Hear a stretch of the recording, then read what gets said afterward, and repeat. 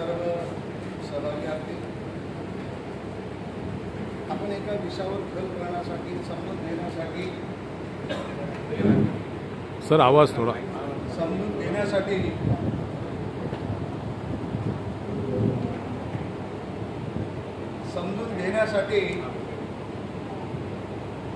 लोकांना समजून सांगण्यासाठी या सर्व मंडळीला या ठिकाणी बोलवलेलं आहे आणि आपण नेमकं त्यासाठी त्या ठिकाणी आले. आता सर्वोच्च न्यायालयाच्या न्यायनिवाड्याचे त्याचं वेगवेगळे विचारवंत, वेगवेगळे कार्यकर्ते वेगवेगळ्या अंगानं अभ्यास करतात. आता बाबासाहेबांचं काय होतं की ते स्वतः अर्थशास्त्रज्ञ होते, समाजशास्त्रज्ञ होते, मानववंशशास्त्रज्ञ होते, कायदे पंडित होते आणि त्यामुळे त्यांच्याकडं ते अष्टपैलू व्यक्तिमत्व एकाकडेच होतं. पण एकाच्या डोळ्यामध्ये ते सगळे शास्त्र हे सामावलेले होते. आता आमचं काय झालेलं आहे, एक अवयव कळायला गेलेला आहे. मी स्पेशलाइज डॉक्टर झाले तर त्याला हाताचं कळतं तो हाताचं सांगायला लागलं, त्याला पोटाचं कळतं तो पोटाचं सांगायला लागलं आणि त्यामुळे माणसाला वाटायला बाबा माणूस जिवंत राहणार आहे का नाही, नेमकं ह्याचं काय होणार आहे, काय नेमकं ह्याचं आहे. डोळेवाल्याकडे तपासायला तुमचं रक्ताकडे जा तपासायला.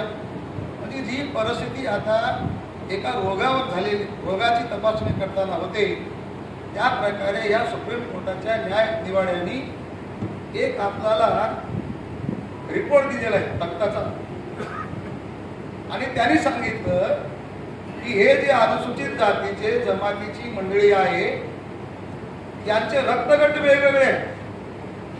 अ गट, ब गट, क गट आणि ड गट. आणि हे गट असल्यामुळे रक्त जरी असलं तरी ते एक रक्त नाही, त्याला समाजशास्त्रीय भाषेमध्ये होमोजिनिटी म्हणतात.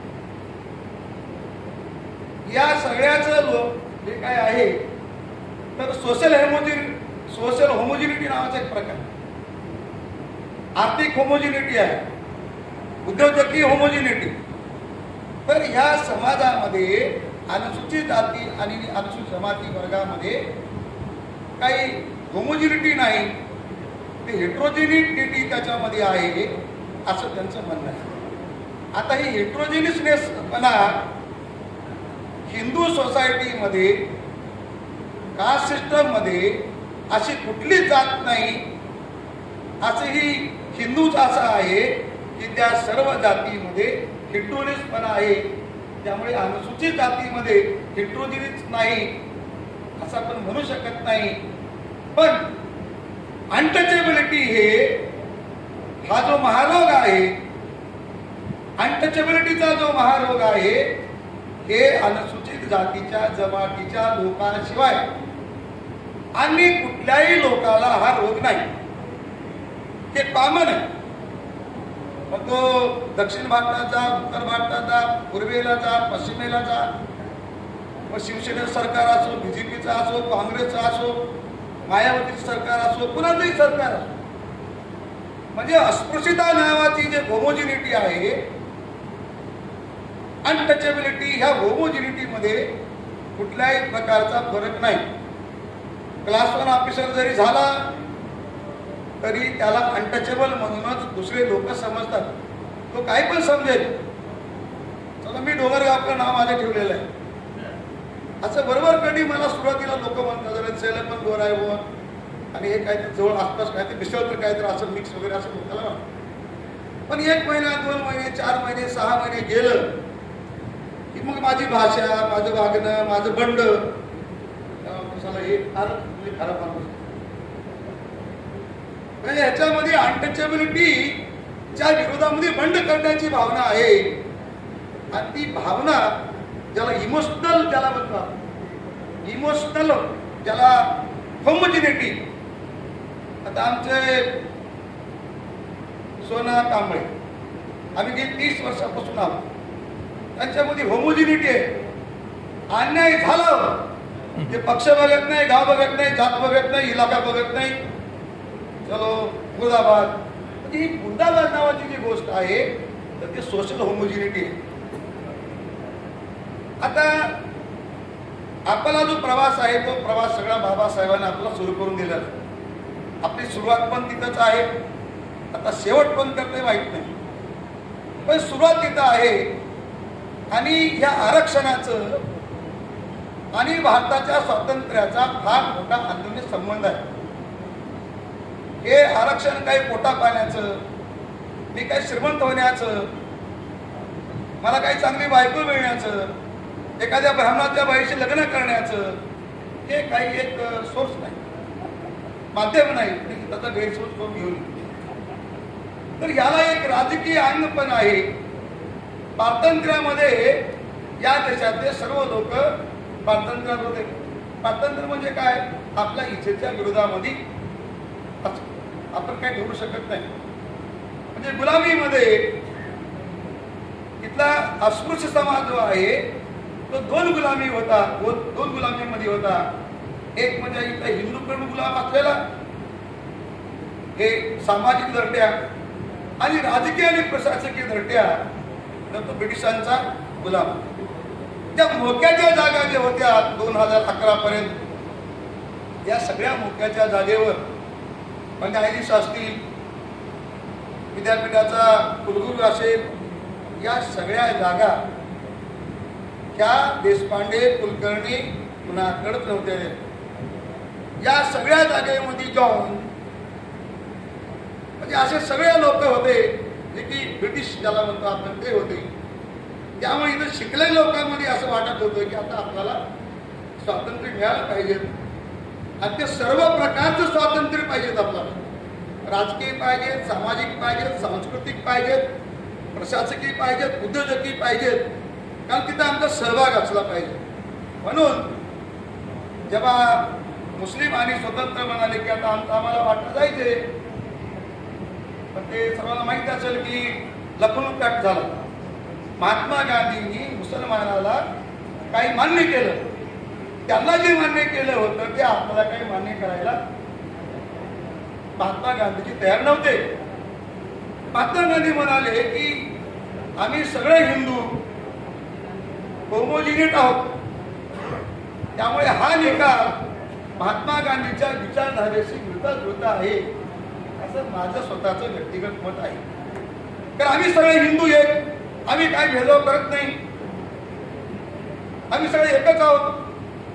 आणि मग काय की काही ते सफाई काम केलं तर काय होतं, ते कामच आहे. मोठा साहेब झाला म्हणजे काय झालं, दोघांना स्वर्गातच जायचं आहे.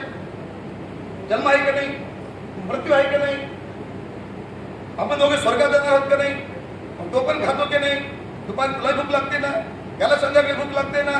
म्हणजे आपल्यामध्ये सगळीकडं सारखेपण आहे, हे निसर्गातच आहे. हो, मग काम केलं काय होतं, म्हणजे ते संडास साफ करायचं जे मलनिस्तारणाचं कामामध्ये आणि मोक्याच्या जागेवर काम करण्यामध्ये, त्या काळामध्ये देखील हिंदूला वाटत नव्हतं, उच्चवर्णीय हिंदूला हे कमी निकृष्ट काम आहे, तो काही करत नव्हता.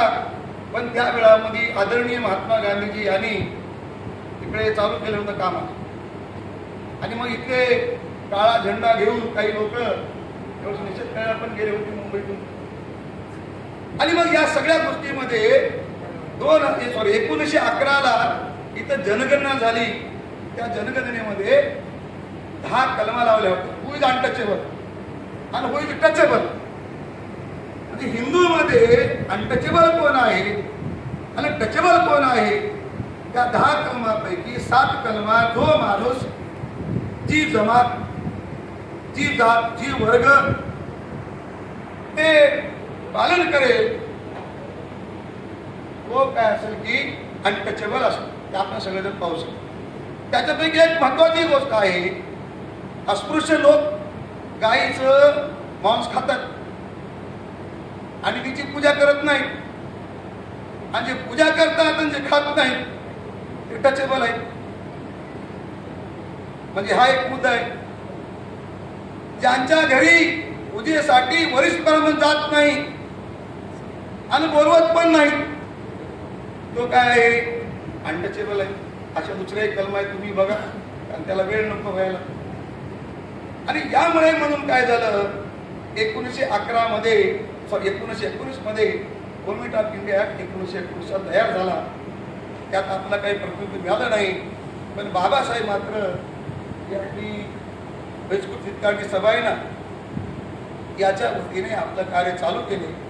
आणि मग तिथून 1919 ते मग राऊंड टेबल कॉन्फरन्स, नंतर मग पुन्हा ऍक्ट, त्याच्यानंतर मग संविधानातल्या ह्या कलमा, त्यानंतर मग हे सगळा कायदेशीर. पण मी स्वतःचं कन्क्लुजन असं माझं आहे की जे आरक्षण आहे हे काही एखाद्याचा आर्थिक विकास होण्यासाठीचं, शैक्षणिक विकास होण्याचं हे माध्यम नाही. अनेक लोकांचा गैरसमज आहे हे दारिद्र्य निर्मूलनाचा कार्यक्रम आहे. तोही कार्यक्रम नाही. काय कार्यक्रम आहे हा? Political representation. ज्या काही कॉन्स्टिट्युशनल बॉडीज आपल्या आहेत त्यात रिप्रेझेंटेशन लोकसंख्येच्या प्रमाणात असलं पाहिजे. प्रशासकीय सेवेमध्ये रिप्रेझेंटेशन असलं पाहिजे त्याच्या लोकसंख्येच्या प्रमाणामध्ये. आणि तो जो प्रक्रिया आहे हा प्रक्रियेचा तो भाग आहे. त्यामुळे म्हणून 1911 1956 या काळामध्ये बाबासाहेब आंबेडकरांनी जे ग्रंथ लिहिलेले आहेत, untouchability, who where they, how they become untouchable, शूद्र, हू वेर दे, हाऊ दे बिकम, ही सगळे ग्रंथ वाचल्यानंतर आपल्याला दिसून येतं की या सगळ्याचा वापर आपण सगळ्या लोकांनी या पद्धतीने वाचणं गरजेचं. आता आपलं जे सुरू झालेलं काम आहे, आपण जाती अंताकडे निघालेली लोक आहोत. म्हणजे आम्हाला काय अस्पृश्य राहायचं नाही. हे जाती अंताचा कार्यक्रम आपला आहे. म्हणजे मग बाबासाहेब म्हणतात की social integration, social association, social intercourse, social reclamation, असे मोठे मोठे शब्द ते काही आताच्या समाजशास्त्राच्या लोकांना थोडं कळायला अवघड आहे. मी कॉमर्सचा जरी असलो तरी थोडं ते डिक्शनरी बघून मला थोडं अंदाज बांधता येईल. आणि मग या सगळ्या परिस्थितीमुळे 1919 पासून आजपर्यंत अस्पृश्यामध्ये 2 गट आहेत. इकडे अनुसूचित जाती फेडरेशन, तिकडे हरिजन सेवक संघ. संघ संडास काढायला तयार आहे आणि ह्याला म्हणते की मी का काढतो. त्यामुळे हे काही फार मोठं तुम्ही जीवाला लावून घेण्याचं काही कारण नाही. ते काम सोडायचं आहे की नाही आपण. म्हणजे हा जो लढा आहे हा डिग्निटीचा लढा आहे, हा इक्वल ऑपॉर्च्युनिटीचा लढा आहे आणि हा रिप्रेझेंटेशनचा लढा आहे. आणि ज्याच्यामुळे आपल्याला नाडलं जातं त्याच्यावर औषध शोधण्याचा लढा. मग बाबासाहेब म्हणाले की आम्ही सगळे अस्पृश्य आहोत. आमचे जिनिसच कुठं आहेत? बुद्धिझमकडे आहेत. म्हणजे आमचा गुरु ठरलेला आहे. जे लोक कबीर ज्याला गुरु मानतात, महात्मा फुले ज्याला गुरु मानतात, बुद्ध ज्याला गुरु मानतात आणि बाबासाहेब जे गुरु मानतात, या 75 वर्षात त्या जाती विकासापासून दूर आहेत मला वाटत नाही. ज्याचा गुरु नेमकं ते दुसरा बदलेला आहे. आता माझे नातेवाईक खेळा जातीत आहेत. माझे नांगाचे मी माझे नातेवाईक आहेत. मान लोक माझे नातेवाईक आहेत. माझ्या मुली त्यांच्याकडे दिलेले. मराठा समाजाचे लोक देखील माझे नातेवाईक आहेत. ब्राह्मण देखील माझे नातेवाईक आहेत. कारण आम्ही आधी आर्य समाज होतो. आम्ही त्यावेळेस व्यवहार केलेले आहेत. मग नेमकं काय करतात ते?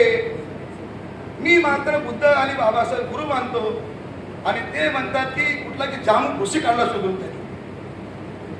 म्हणजे त्याला बुद्ध आहे माझा गुरु, त्यांनी सांगितलेलं तत्वज्ञान अस्तसील माझ्या जीवनाचं कल्याण करणार आहे असं त्याला वाटत नाही. ज्याला कुणाला वाटत नाही, मग ते महारातले कुटुंब असो, सामरातले असो, घोरातले असो, कुठल्या जातीचा याची संबंध नाही. 100% त्याचा विकास ज्याला गुरु मानलेला आहे त्याच्या समांतर झाला नाही. हे खरं आहे. मी सगळा डेटा बघा, हे खरं आहे. यावर आमचं काही दुमत नाही, माझं तर नाही. पण त्यामुळे सुप्रीम कोर्टाने सांगितलेलं आहे ते किरमिले लावा, त्याचा विकास पहा. मला वाटते की ते संविधानिक आहे. का सांगतो तुम्हाला, रिझर्वेशनचा मुख्य उद्देश सगळ्या जाती जातीमध्ये पॅरलल म्हणजे समांतर विकास झाला पाहिजे. असं कुठे आहे? अनुसूचित जातीचे लोक लोकसंख्येच्या प्रमाणामध्ये क्लास 1 ऑफिसर आहेत का नाही, क्लास 2 ऑफिसर आहेत का नाही, क्लास 3 आहेत का नाही, क्लास 4 आहेत की नाही, हे तपासायचं आहे. माझा विकास किती झाला ते तपासायचं नाही. एखाद्या क्लास 1 ऑफिसर आहे, सगळा दारुडाच आहे, तो दररोज पत्ते खेळतो, त्याचा कसा विकास होईल? पण ही representative the employment as class 1 officer. त्यामुळे एखाद्याचा विकास आहे हे केवळ आरक्षणामुळे होतो, हे धांदा खोटा आहे. बाबासाहेबांचे सहकारी भारतीय राजाभाऊ खोब्रागडे, त्यांच्याकडे चंदनाचे लाकडं, सागाचे लाकडं होते. फार मोठा श्रीमंत माणूस होता, तरी पण त्याला अस्पृश्य म्हणायचे. बाबासाहेब इतके शिकून आले, त्यांना अस्पृश्य म्हणायचे. आता रामनाथ कोविंद साहेब आपलेच होते, ते गेले तिकडे जगन्नाथपुरीला, इथे वापस आले. म्हणजे अस्पृश्यता ही अनुसूचित जातीतल्या 1260 जाती आणि जमातीतल्या 860 जाती, म्हणजे जवळजवळ 1819 जातीला अस्पृश्यतेचा कलंक धुण्यासाठी, तो पुसण्यासाठी बाबासाहेब आंबेडकरांनी जाती अंताचा उपक्रम त्यांनी आणलेला आहे.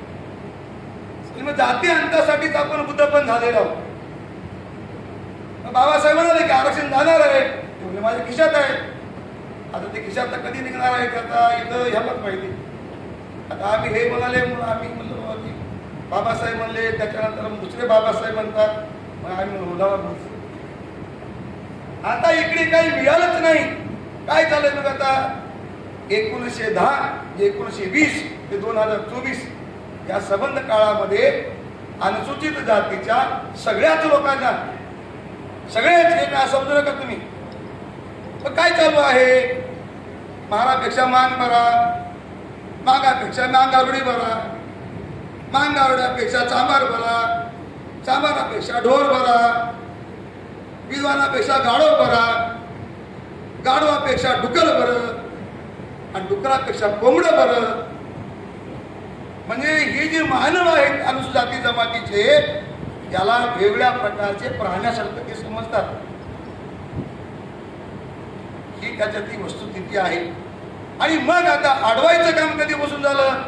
51ला बाबासाहेबांच्या हयातीमध्ये सुप्रीम कोर्टाने अडवलं, पुन्हा संविधानामध्ये बदल करावा लागला. आता इथं सुप्रीम कोर्टाने अडवलं. आता कार्यक्रम आहे की आरक्षण पहिल्या 3ऱ्या ड आणि स मध्ये आहे, ब आणि क मध्ये देता येत नाही, एकाएकी पदाला देता येत नाही, सायंटिफिक पोस्टला देता येत नाही. म्हणजे काय होईल? अडवायचंच काम आहे नाही. म्हणून अडवायचा आणि चिरवायचा कार्यक्रम हे बाबासाहेबांच्या काळातली होता आणि आताही राहणार आहे. ज्यानं त्यांनी समजून घ्यायचं आहे. पण मी आपल्याला सांगत आहे की वर्गीकरण हे जाती अंताला, त्या लढाईला वापस घेऊन जाणार आहे. घर वापसी कार्यक्रम चालू झालेला आहे. काल एकाने लिहिलं समरस्त्याकडे आहे वाटचाल. माझी वाट मी म्हणत आहे की मागी परत जावा तुम्ही. आता ज्यानं त्यानं ज्याच्या त्याच्या जातीच्या घरट्यामध्ये बसायचं, कोंबड्यानं कोंबड्याच्या खोट्यात जायचं, म्हणजे त्याला सांगायचं तुला काय. आणि विशेष काय आहे, 1990 पासून गेल्या 30 वर्षामध्ये पब्लिक सेक्टर एम्प्लॉयमेंट हे रद्द झालेलं आहे, कमी कमी होत आहे. प्रायव्हेट सेक्टर वाढलेलं आहे.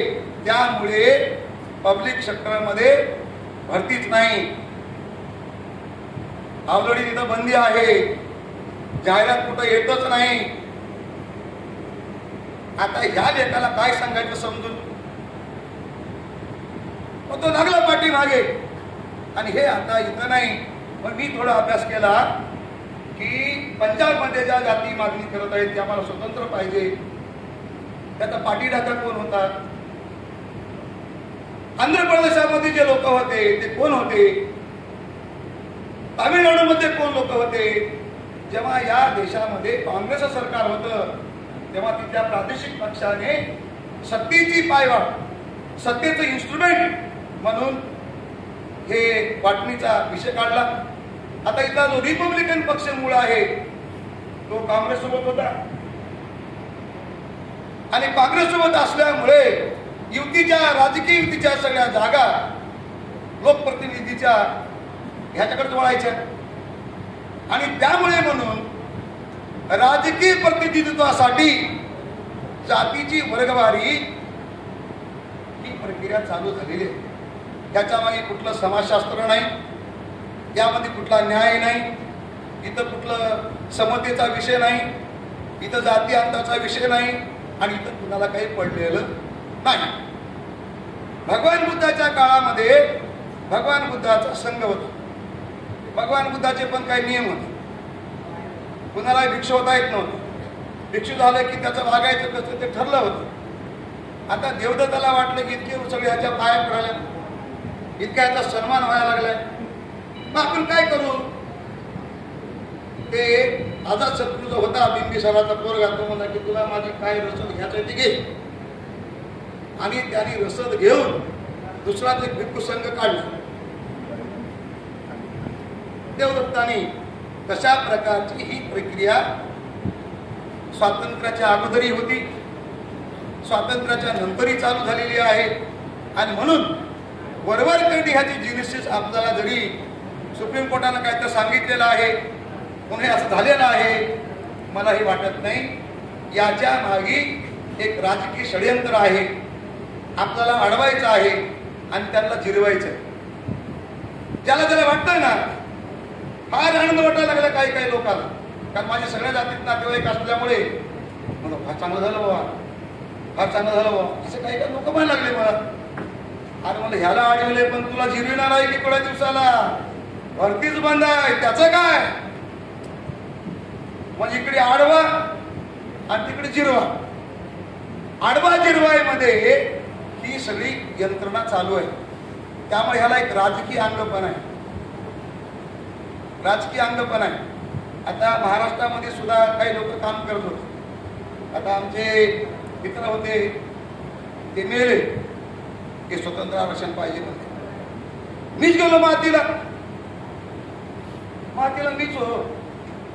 ते भगवे पोलीस आले होते तिथं कपडे घालून, सगळे निळे कपडे, पांढरा निळा पॅन्ट आणि पांढरे शर्ट. मी म्हणलो काय झालं, किती माणसाला लागले पण ते पाठीमागे दलित हिंदू स्वतंत्र मिळावा, पाणी, जेवण, जिवंत असताना. त्यासाठी ते म्हणे तुला आता पुढे घेऊन जायचंय, पण खऱ्या अर्थानं त्याला अडवायचं होतं, म्हणजे त्याला जिरवायचं, मला अडवायचं. पण मेल्यानंतर भगवे कपडे घालून कुणी तिथं आलेलं नाही. आणि म्हणून याला जसे सामाजिक स्तर आहे असे लोक म्हणतात. ते वकील साहेबांनी जे कायद्याचं काय बघायचं ते बघतील, कलमात कोण काय झालं, किती जेल, कसल्या संकल्पना. पण मला असं म्हणायचं आहे की गेली 10 वर्षापासूनचा नव्हे तर जिथं ज्याचं सरकार आहे त्याच्या विरोधामध्ये दुसरं सरकार आहे त्याला प्रादेशिक सत्ता पाहिजे. मग जयसिंगानं जरी सुरुवातीला सुरू केलं असलं तरी त्याला आगे अकाली दल आहे, तिथलं जे हरियाणामधली जी काही स्थानिक पार्टी प्रादेशिक आहे, नंतर त्यांनी त्याला पाठिंबा दिला. सुरुवातीला काँग्रेसच्या विरोधामध्ये चंद्रबाबू नायडूंनी सुरुवात केली. आता तिथे तामिळनाडूमध्ये ज्याला आपण एक महामेत्तर आयोग म्हणतो, तिथून त्यांनी चालू केली. त्यामुळे एका बाजूला सत्तेत असलेले लोक हे इक्विलिटी आहे का लोकप्रतिनिधीमध्ये, प्रशासकीय सेवेमध्ये कोण कुठल्या जातीची किती आहेत याचा कुठलाही रेकॉर्ड आतापर्यंत सरकारने प्रकाशित केलेला नाही, सरकारकडे उपलब्ध नाही. आणि जे कमिशन नेमले होते त्या त्या राज्यामध्ये, तामिळनाडूनी, कर्नाटकनी, पंजाबनी, या कमिशननं तिथं रिप्रेझेंटेशन इन ॲडमिनिस्ट्रेटिव्ह सर्व्हिसेस याचा कुठल्याही प्रकारचा डाटा त्यांच्याकडे उपलब्ध नाही. म्हणून हे जे जजमेंट आहे बेसलेस आहे, त्याला कुठल्याही प्रकारचा सामाजिक आधार नाही, ही ज्युडिशियस प्रोसेस आहे. हे जरी तसं असलं तरी आता केंद्रातलं जे सरकार आहे त्या केंद्रातल्या सरकारने त्या वर्गीकरणाच्या बाजूनी आपलं शपथपत्र दिलेलं. त्यामुळे या देशात जे जे लोक आता एनडीए सोबत आहेत त्या लोकांनी आपली भूमिका जाहीर करणं अत्यंत महत्वाचं आहे. महाराष्ट्रातले सगळे आता इथे कोणी नाही पक्षात, मी पक्षात काम करतो, तुम्हाला कोणीच मदत करायला सोडून करू काय काय तुम्हाला एकटंच यादवसाठी माझ्यासोबत आले नाही तेव्हा सगळं करायचं मी. भाऊ म्हणजे काय म्हणून हे सगळं, हे माणूस कसा आहे, राजघराकडे बी जात नाही, तिकडे दीक्षाभूमीकडे बी जात नाही आणि तिकडे मानगावला बी जात नाही, हे एकटं चालू केलं म्हणजे पाणी हैदराबादचं, म्हणून मला कोणी मदत करायची नाही. आणि मग मी मला आता माझं जे काम आहे ते तर मी करतो. त्यामुळे म्हणून आपल्याला इथं रसद आहे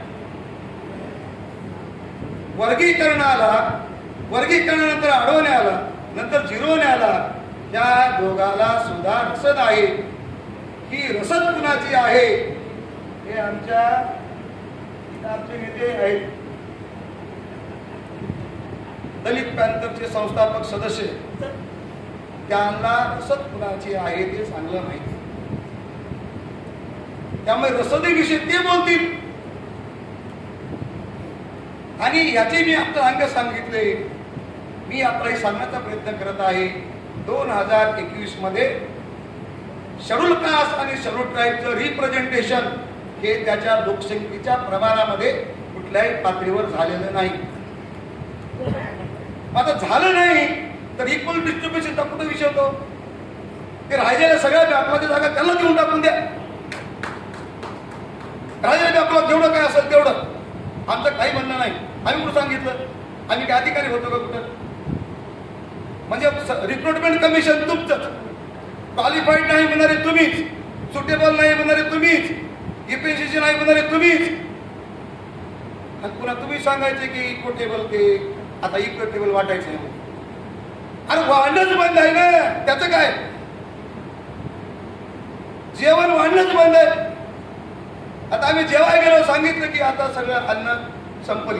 आता तसंही काय झालं, खेड्यामध्ये स्वतंत्र पंक्ती असायची, म्हणजे आधी ब्राह्मणाची, नंतर मांगाची, नंतर महाराची, नंतर चांभाराची, आणि जे पुजारी ब्राह्मण आहे त्याला घरामध्ये जेवलं. आता आमच्यात एखादी कोणतं बियाणं गेलं तिथं त्या देवळ्यामध्ये, त्याला वाटतं सगळं बदल झाले, सगळा बदल झाला. आता काही नाही, मी देवळाच्या घरात बसलो जेवायला, सगळं संपलं हो. आता मलाही तसंच करतात लोक. मी गावाकडे गेलो की चांगले धनवान, सगळे कर्तृत्वान मला घरात बोलवतात. आणि माझा भाऊ, काका जे लोक आहेत ना शेतात नोकऱ्या करणारे, त्याला ढिलझमध्ये देतात जेवायला, आणि त्यांना संडास करायचं जे पाणी घालतं ना त्याच्यानंतर डबा देतात त्याला. आणि मला म्हणजे, आणि मला सांगायचं काय झालं नाही, काय झालं नाही साहेब, फार बदललो. आता मला जर वाटत असेल फार बदल झाला तर माझी घुडचूक आहे. तर हे महात्मा गांधीच्या हरिजन सेवा संघात काम करणारे लोक तेव्हा तसंच म्हणत होते, बाबासाहेबला तसंच नाव ठेवत होते. कारण नाव बदल असेल असे अनेक संघ, कारण हरिजन सेवक संघ बंद झालं, आता दुसरे संघ सुरू असतील, तर ह्याची रसद आपल्याला माहित होणं गरजेचं आहे. आणि जे जे आपल्या देशामध्ये राजकीय पक्ष एनडीए सोबत काम करत आहेत, कुणी असो, समजा आपला भाऊ जरी असला तर काय झालं, आता आपलं ताटच निघून चालल्यावर काय भावाला काय करायचं? म्हणजे घराची वाटणी सुरू झाली आणि भावाला म्हणत बघ आता हे बाबा, असं नाही चालणार. कारण जी इन्युमरेशन करायचं ते म्हणतात, ते कमिशन नेमायचं, इम्पेरिकल स्टडी करायची, इन पब्लिक एम्प्लॉयमेंट हाच विषय ना. आता रिपब्लिक म्हणजे हे पब्लिक एम्प्लॉयमेंट मध्ये शेड्यूल कास्टच्या लोकसंख्येच्या प्रमाणात रिप्रेझेंटेशन झालं नाही, असं सभागृहामध्ये अनेकदा चर्चा झाली, रिपोर्ट तिथं आहे, त्याची काय तर बोला ना. म्हणून ह्या सुप्रीम कोर्टाने इक्विटेबल डिस्ट्रीब्युशन साठी न्यायाचं हे सगळा रिक्लासिफिकेशन करणं म्हणण्यापेक्षा गेल्या 20 वर्षापासून जेवढ्या जागा बॅकलॉग मध्ये आहेत त्या सगळ्या भरा अगोदर आणि प्राधान्य क्रमांकाने ज्याचं रिप्रेझेंटेशन नाही त्याला घ्या, हे म्हणणं त्याचं कर्तव्य होतं. It was a constitutional morality and constitutional responsibility. पण तसं काही झाल्याचं मला दिसत नाही. त्यानंतर गेली 20 वर्षापासून अनुसूचित जाती जमातीचा आर्थिक विकासाचा निधी फक्त 60 ते 70% खर्च केला जातो. 30% निधी हा तसाच वाया जातो किंवा तो डायव्हर्ट होतो. ते जर त्यांच्या उपयोगासाठी जर म्हणलं असतं, मला तो काय न्यायाधीश फार फार न्याय बुद्धी यांच्याकडे, म्हणजे यांच्याकडे न्याय बुद्धीचं एकदम अब्सेंट दिसतंय. म्हणजे डोकं काही कामच करत नाही. काय माहिती संध्याकाळी काही ते घेतले असते काय ते बिघडलं म्हणायचं, ते मेंटल डिसऑर्डर होतं माणसाचं, बुद्ध म्हणतात तसं झालं असेल कदाचित, असं म्हणायला हरकत नाही ना. कारण आकडे नाही तरी पण म्हणायचं म्हणजे काय आहे हे सगळं. आणि हे सगळं असं आहे आपल्याला, म्हणून मी आपल्याला सांगण्याचा प्रयत्न करत आहे. या देशातली अस्पृश्यता नष्ट झाली पाहिजे, ते सगळ्या अस्पृश्य जातीतली नष्ट झाली पाहिजे. आणि एक जात दुसऱ्या जातीला इथं कुठेही अडवत नाही. तुम्ही सर्वे करा, प्रशासकीय नोकरी लागण्यासाठी एक जात दुसऱ्या जातीला इथं कुणी अडवत नाही. कारण आम्ही काही बघतच नाही ना.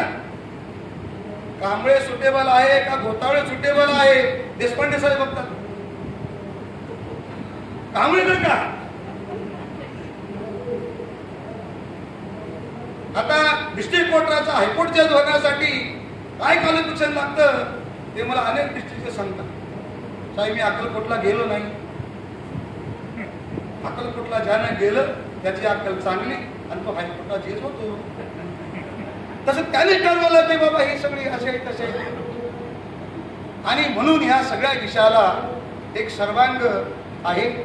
आणि आता हा जो कार्यक्रम आहे तो समाजाचं, ज्याला सिग्रिगेशन ज्याला म्हणतो, कारण आपण आधी सिग्रिगेट आहोत नाही असं नाही, पण ती सिग्रिगेशनचं डिसिग्रिगेशन करण्याची प्रक्रिया सुरू झाली होती. ज्याला ज्याला संधी मिळाली होती ते लोक, हे काय गुन्हाचे आहेत का हे लोक शेवटचे, कोणी राहू इथले आपण, कोणी गुन्हाचे नाही. किती बामणाला सेवा द्यायच्या, 100% त्याच्याकडे होता. त्याच्यासाठी त्यातला आपण 25 घेतलं होतं. 75 मध्ये पण म्हणायला सुरू केलं आपण, करा वाटते करा वाटते. हे म्हणे हे असं आहे का, त्याला ना खाऊ आले वेळ चला चांगलं शक्तिमान हो ना परत मला वाटणी करावं लागले. आणि 80 पासून 90 पर्यंत वाटणीचं भांड, एकदा वाटणी बी झाली नंतरही पुन्हा परत चालू. त्यामुळे आपल्याकडे एक antagonism, caste Hindu are very antagonistic towards untouchables. तुम्ही अनुभव घेत असाल. आणि मग त्या अंटगोनिझम मधून ही प्रक्रिया घडलेली आहे. आणि मग त्याला बाबासाहेबांना दिलेल्या ज्या गोळे, ते मी समजतो की मी तुम्हाला सांगितलं. आता बाबासाहेब म्हणाले की माझे गुरु कोण आहेत, बुद्ध आहेत, नंतर कबीर आहेत आणि भगवान बुद्ध आहेत. तर ते जे गोळ्या जे आहेत महत्वाचे, ती पुस्तकं, तो विचार म्हणजे आपला रोग जाण्याचं मेडिसिन आहे. ज्याने कुणी खाल्लं हे ते बिकम व्हेरी हेल्दी झाले. आणि जे खाले नाहीत, बाबासाहेब एकदा म्हणाले होते की काही लोकांना ते शेवग्याच्या शेंगाची उदाहरण दिली, म्हणजे दारातच शेवग्याचं शेंग ते खायचं, दुसरीकडे जायचंच नाही. तसं काही लोकांना ते मन विस्तारण्याचा अधिकार आहे. बाप नेले की पोरग, बाप नेले की पोरग, बाप नेले की पोरग. साहेब काही भाव वाटतच नाही त्याला, बापच म्हणावं असं वाटत. म्हणून ही जी काही 4 जाती जी आपल्याला जी वर्गीकरणाची मागणी केलेल्या होत्या, त्या जातीचं नेमकं की त्याचं जे फेथ आहे, विश्वास आहे, तर त्याचा गुरु वेगळा आहे. गुरु सांगतो स्वर्गाची नरकाची कल्पना, आणि आमचा गुरु सांगतो इथं नरक नावाची गोष्ट नाही, स्वर्ग नावाची गोष्ट नाही. म्हणून या सगळ्या लोकांचं स्वर्ग नरकाच्या चक्रातून याला बाहेर काढणारं प्रशिक्षण सरकारने देणं अत्यंत आवश्यक आहे. आणि आपण बी दिलं पाहिजे थोडं. तिसरी गोष्ट अशी आहे, आपल्यावर अनेक आरोप आहेत. माझं पण म्हणणं तसंच आहे. आपले आयएस ऑफिसर आमच्या मला आणि एकदा PM कांबळेला एक आयएस ऑफिसर 1 तास दारात बसला आम्हाला. 1 तास आमच्या लातूरच्या देशमुखाला घेऊन चहा पिला, भजे खाला, चांगलं चांगलं खाला आणि आम्हाला 1 तास बाहेर बसलो. PM कांबळे आणि मी गेलो आणि असा बजावलो की नाही त्याला, काय सांगतो तुम्ही मला, आम्ही 1 तास आम्ही बाहेर बसतो तुम्ही आम्हाला असं करता आणि बाकी त्याला म्हणतात तेल लावता. तर आता हे असं थोडं आपल्या समाजाकडे देखील बघण्याची, आपली दृष्टी बदलण्याची आवश्यकता आहे. आता इंग्रजी येणारे माणसं डायरेक्ट ट्युशन घेतात. कुणी म्हणत नाही यार इंग्रजी येण्यासाठी आपण काही इम्प्रुव्हमेंट क्लासेस घेऊ म्हणून. ज्याला गणित येतं तो तर बाजारच मांडला त्याने. त्याला कुणाला येत नाही त्या गणित, त्याला थोडं शिकवा ना, म्हणजे लोकांना माहिती होऊन जाईल हे काही तर थोडे ज्ञानी झाल्या तर दानी पण थोडे आहेत.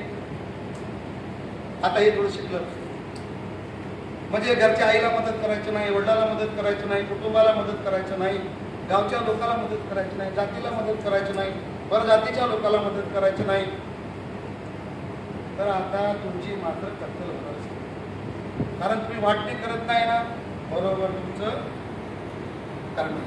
त्यामुळे म्हणून आपण काय केलं पाहिजे, तर मला असं वाटतं की जे बाबा खऱ्या अर्थानं कुमकुवत आहेत, मग ते अनुजातीमध्ये असतील, जमातीमध्ये असतील किंवा ब्राह्मणातले पण असतील, तर आपण जो खऱ्या अर्थानं जो डिप्रायव्ड आहे, आर्थिक विवंचनेमध्ये आहे, त्याला आई नाही, वडील नाही, त्याला कोणी पालन पोषण करत नाही, असं जर एखाद्याचं आपण संगोपन केलं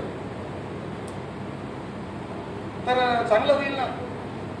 आता तो कुणीच आपल्यासोबत यायला तयार नाही, कारण आपल्याकडे दान बारीमिताच नाही आणि म्हणून चोरीचं प्रमाण वाढलेलं आहे. आरक्षणात चोरी, प्रमोशनमध्ये चोरी, घरातून चोरी, सोन्यातून चोरी, बायको भांडून जाते पण त्याच्या पण ते मिटवण्यासाठी. ते हे आपल्यामध्ये देखील सुद्धा वर्तन मला वाटतं की थोडं बदलण्याची गरज आहे. म्हणून माझे 2-3 सुझाव आहेत. हे जे औषध आहे हे काही योग्य औषध नाही. वर्गीकरणामुळे जातीचा अंत होणार नाही. वर्गीकरण आम्हाला काय पाहिजे, जात नष्ट करायचं आहे. दुसरी गोष्ट अशी आहे, संविधानाच्या मध्ये नमूद केलेला आहे वगळण्याचा आणि समावेश करण्याचा अधिकार पार्लमेंटला आहे. आता आम्ही बौद्ध झालो, 56 पासून 90 पर्यंत आमचा समावेश तिथे केला नाही अनुसूचीमध्ये. आता आमचे साहेब म्हणतात की सेपरेट सूचीमध्ये जोपर्यंत येणार नाही तोपर्यंत त्याला सवलत मिळणार नाही. ती आडवाडी चालू आहे तिकडे. आता आम्हाला आडवलं तरी पण आम्ही बौद्ध झालो आणि आमचा विकास झालेला आहे, कारण आमचा गुरुबुद्ध आहे. म्हणजे ज्यांचा कुणाचा विकास झाला नाही त्या लोकाला हा जो सिद्धांत आहे विकासाचा, backward class within schedule caste, हे पण त्याला समजून सांगण्याची गरज आहे. आणि आपण आता कोर्टानं म्हणण्यापेक्षा आपणच थोडं एकमेकांना मदत केली पाहिजे. बाबासाहेब पण म्हणाले की मदत केली पाहिजे. त्यांनी पण कर्ज काढून विदेशात गेले, शिकून आले, आपल्याकडे उपकार केले. आपल्यामध्ये पण थोडी उपकाराची जाणीव असलेले प्रशासकीय अधिकारी झाले. मला वाटते की असा वाटणीचा विषय काही येत नाही. त्यामुळे ज्याला कुणाला फायदा झाला. दुसरी गोष्ट अशी आहे, कड केल्यामुळे त्याचं फार कल्याण होणार आहे असं नाही. ब मधल्या, ब मधल्या, क मधल्या, ड मधल्याला सुद्धा किरमिलेर लावणार आहे आणि तिथं कुणीच पात्र नाही असं करणार आहे. त्यामुळे ह्यानं फार मोठ्या स्वप्नात राहू नये संध्याकाळी शेपचिलीसारखं. मग आता मी तुम्हाला गोष्ट सांगतो. एक बगळा होता, एक गाव होतं, गावाला एक डबकं होतं पाण्याचं, तिथं माशा होत्या. आता उन्हाळ्यामध्ये डबकं आटून गेलं. आता आरक्षणाच्या जागा आटून गेल्या.